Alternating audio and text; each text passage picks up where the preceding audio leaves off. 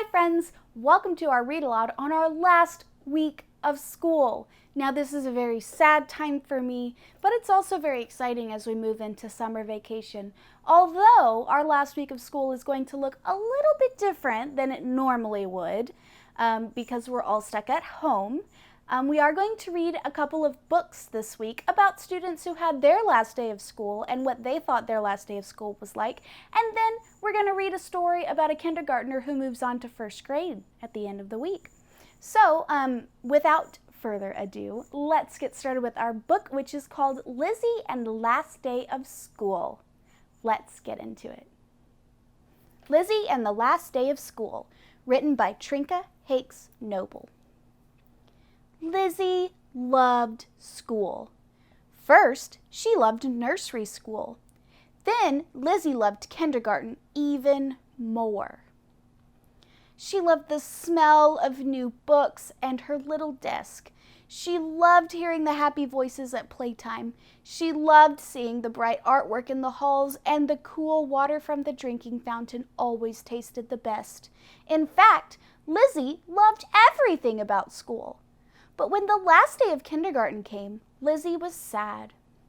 So that summer, Lizzie played school with her baby sister Lulu. Now, Lizzie was going to be a big first grader. "Your first year of school," said Mom, proudly handing her her new pencil case. "Your first year of school," said Dad, proudly handing her a new backpack. Even baby Lulu gave her a new giant box of crayons. "Yippee!" thought Lizzie. "A whole year of school!" On the first day of school, Lizzie's teacher printed her name on the board in big letters. Miss Gillian. "But you can call me Miss G," she smiled. "This is my first year of teaching, and you are my first class. Let's make this the best year of school ever." "Yippee!" thought Lizzie. "Even Miss G said it was a whole year of school." That fall, the librarian, Mrs. Reed, gave them the Centipede Reading Award because they read 100 books. Everyone called them Miss G's Little Reading Centipedes. Lizzie brought home lots of books for Lulu. That winter, Mr. Mussel, the gym teacher, taught them how to hop, skip, and jump to fast music. Even Mrs. G joined in. "Jump back, everyone," laughed Mr. Mussel. "Here comes Mrs. G's jolly little jumpers." At home, Lizzie showed Lulu how to hop, skip, and jump. That spring, they won the Nature Study Award for their bee and butterfly garden. "And the winner is Mrs. G's honeybees," announced Mr. Gardner, their science teacher. Miss G made them wings, and so they buzzed down the hall to their room. At home, Lizzie let Lulu try on her wings. Even the cafeteria ladies thought Mrs. G's class was the best because her students ate their peas before their desserts. "Here come Mrs. G's little green peas," they cooed. So Mrs. G made them all little green leaf hats to wear at lunchtime to remind them to eat their veggies first. Lizzie let Lulu wear her little leaf hat at dinner. But one day they didn't go to the library because Mrs. Reed was taking inventory. Then Mrs. G collected all their reading books, but didn't hand any new ones out. The next day they cleaned out their garden, and Mr. Mussel took everyone outside for field day. "But shouldn't we be doing math right now?" asked Lizzie. Then it happened. "Class, tomorrow is our last day of school," announced Miss G.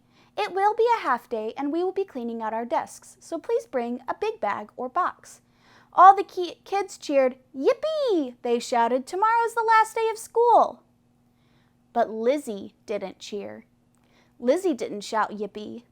Lizzie just frowned. That night, Lizzie was very sad. "Tomorrow is the last day of school," she cried. "Not even a whole day, just half." "Look," said Mom, trying to cheer her up. "Baby Lulu is bringing you chalk. She wants you to write the ABCs for her." But Lizzie was too sad to play school with baby Lulu. The next morning, Lizzie's school was bursting with happy noise. In no time, everyone's desks were cleaned out. Everyone hugged and waved goodbye. Everyone ran out the door. Everyone except Lizzie. Lizzie was the last one to leave. She didn't even hug Miss G goodbye. But halfway home, Lizzie stopped. "This can't be the last day," she demanded. "It was supposed to be a whole year of school." So Lizzie sneaked back just to make sure. Besides, she wanted to give Miss G a hug. School papers littered the sidewalk and parking lot, but Mr. Brown, the janitor, was stretched out in a lounge chair sipping lemonade. Mr. Broom, shouldn't you be sweeping up these papers?" Lizzie asked. "Hey, kid, school's out for summer. I'm taking the afternoon off." Lizzie slipped in the back door. Loud music was booming from the teacher's lounge. Lizzie looked in. The teachers were partying, but Miss G wasn't there, so Lizzie tiptoed down the hall toward her room. The hall seemed too long and too quiet and too empty.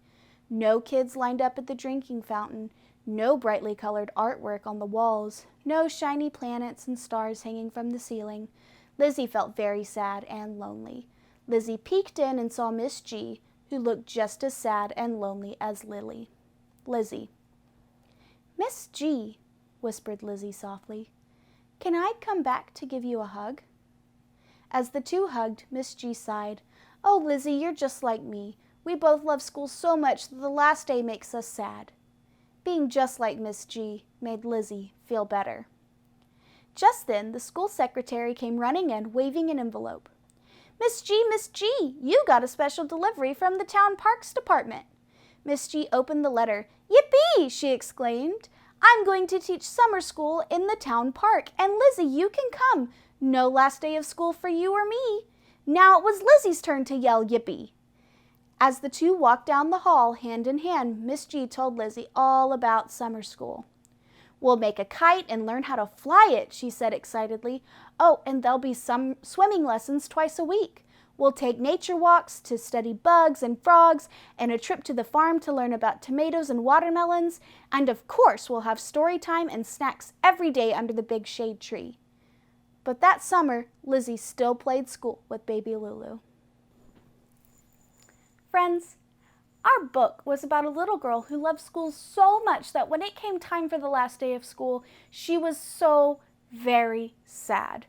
Now, I know that there are some of you that are going to be so very sad when our last day of school comes because this year was a little weird for us. We didn't get to celebrate the last day of school together, and that's very sad. It's very sad for Miss Day, and it's very sad for you too. I know, because you'd love to see your friends and love to enjoy our time together.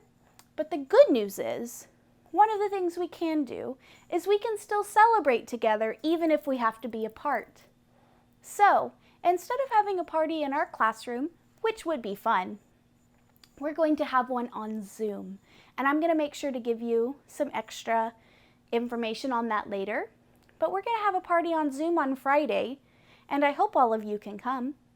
And we are going to enjoy time together on our last day of school. Friends, I hope you enjoyed our book about Lizzie's last day of school, and I will see you later. Bye-bye.